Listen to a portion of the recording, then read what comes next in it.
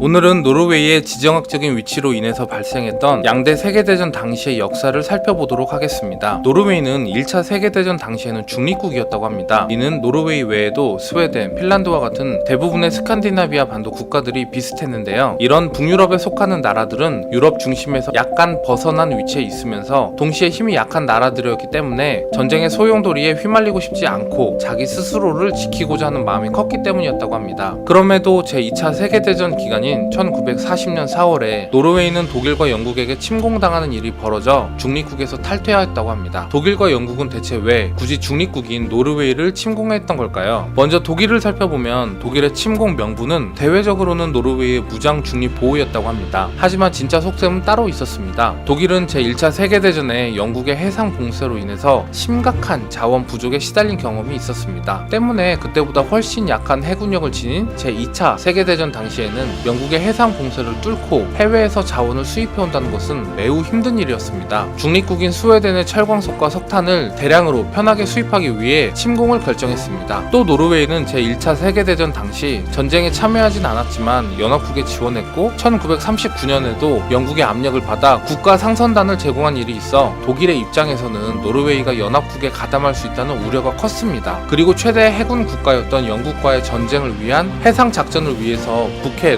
노르웨이해, 바렌츠해와 해안선을 인접한 노르웨이의 항구를 확보해야만 했습니다. 문제는 영국도 독일과 같은 생각을 하고 있었는데요. 영국은 독일과는 달리 노르웨이를 우호적인 중립국으로만 만들어도 충분하다고 생각했었습니다. 그러나 겨울전쟁 이후 독일과 소련이 공동으로 스칸디나비아를 침공할 가능성이 제기되었습니다. 때문에 중립국들로 이루어진 스칸디나비아 반도 국가들이 독일의 해상 작전에 이용될 수 있다고 생각하였고 영국 내부에서는 이를 미리 막기 위해 스칸디나비아에 군사 거점을 선점하자는 의견이 나오게 되었습니다. 그래서 영국은 독일과 달리 노르웨이 전체의 점령을 목적으로 하지 않고 독일로 수출되는 자원의 기반 시설 및 관련 지역만을 침공한다는 계획으로 국한시켰습니다. 독일은 원하던 철광석의 안정적인 수급과 북방 해군 작전 기지 확보라는 목표가 모두 달성되었습니다. 여러 차례 전쟁 끝에 결국 노르웨이는 독일군에 의해서 점령되었고 유럽의 전쟁이 끝나는 날까지 계속 독일군의 지배를 받았습니다. 이처럼 노르웨이는 대륙의 변두리에 있는 반도 국가이자 대륙과 섬나라의 중간에 위치했다라는 지정학적인 영향을 크게 받아야만 했습니다. 오늘은 노르웨이의 지정학적인 위치에 대해서 살펴보았습니다. 다음번에는 노르웨이의 경제적인 부분과 빙하로 만들어진 자연 환경에 대해서 이야기 드리도록 하겠습니다. 감사합니다. 지린TV였습니다.